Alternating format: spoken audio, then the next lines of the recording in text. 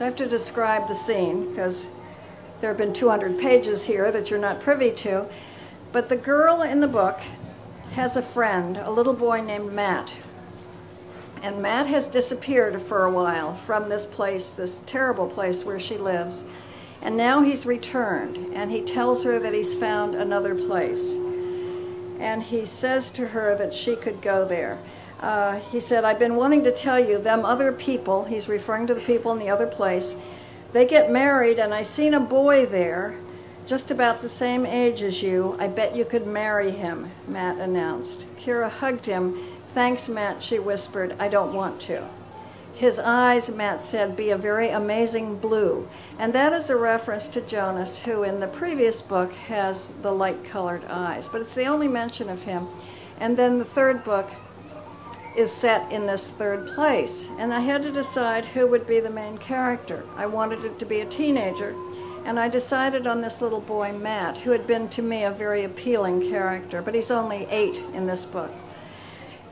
And so I advanced him in age, so he's probably 15. It's 7 years later, and that means that Jonas is now 20 or 21. And Kira, who still lives in the other place, although they will meet at the end of the book, is similar age to Jonas. And so that book is called Messenger, and it also begins with an introduction of Matt, a teenage boy, and an awareness that something is wrong. He speaks in the early pages of something that's troubling him, something in the woods that he has discovered and doesn't want anybody to know about. And then the book goes from there. So that's the 3 books. And in the third book, Jonas and Kira meet.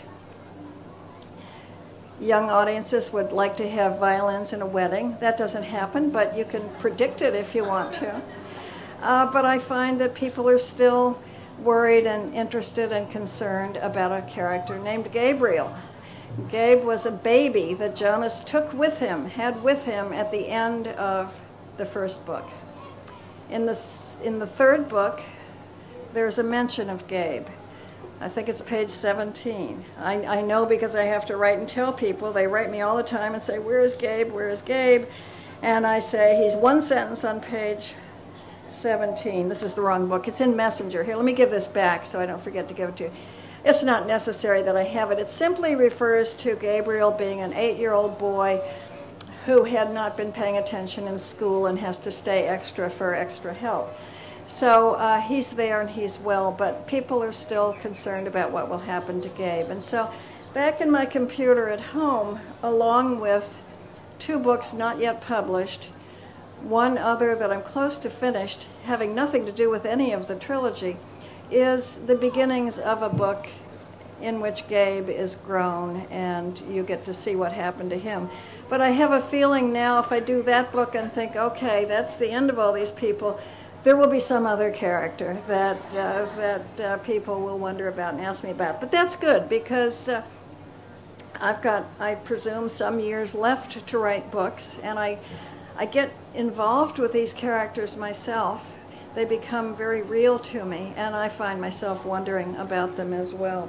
Does anybody have questions about particular books or general questions that they would like to ask? Because I could just go blabbing on, but I'd rather answer things that you're interested in. Yes? As you're writing a book,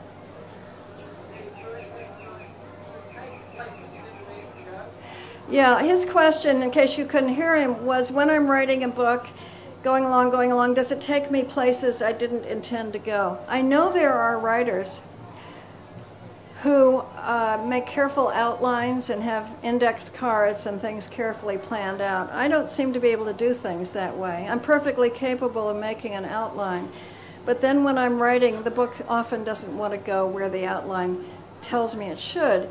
Plus which I find that in writing the outline, my creativity's gone into that and I lose it when I go back to write the book. So I now set out with a character and some vague ideas, and sometimes I have an ending in mind. And I don't know what's going to happen between here and here. And that I create as I go along, and always it goes in directions I hadn't anticipated, and characters appear that I hadn't predicted, and then I have to worry about, oh goodness, here is this character, he should have been introduced sooner, and that's when I have to go back and rewrite. But that's a fun part. It's exciting for me to redo that. Then once it's finished and goes to the publisher, it usually is finished. They might ask me for very small changes, but by that time I've rewritten it myself, and a computer makes that so easy that generally I don't have to go back and rewrite an entire book, and I'm not sure I'd have the energy to do that at that point. Somebody behind you there had another question. Okay. She's holding up the American copy of The Giver, which has a photograph on it. Okay. I worked as a photojournalist, I think I told you that, and during that time I was sent to an island off the coast of Maine to write an article about and photograph a man who was a painter. He was Swedish, and his name was Carl Gustaf Nelson. Wonderful painter. Man lived alone on an island off the coast of Maine. And I spent a day with him, and that's his photograph. It's a photograph I took. And when I got back home from that visit and was developing the photograph, in those days it was dark rooms, not digital, and that photograph and others of him were floating in my darkroom sink, and one of my kids walked past and glanced down and said, "Who's that, Moses?" And so when I wrote him to thank him for our time together, I told him that, and he wrote me several times after that and always signed his letters Moses. But then he died, and he had never married and had no children. And years passed, and I wrote The Giver, and I still had that photograph and some others of him. And so we wanted to use it, we being the publisher and I wanted to use it on the cover of the book. It's a wonderful face.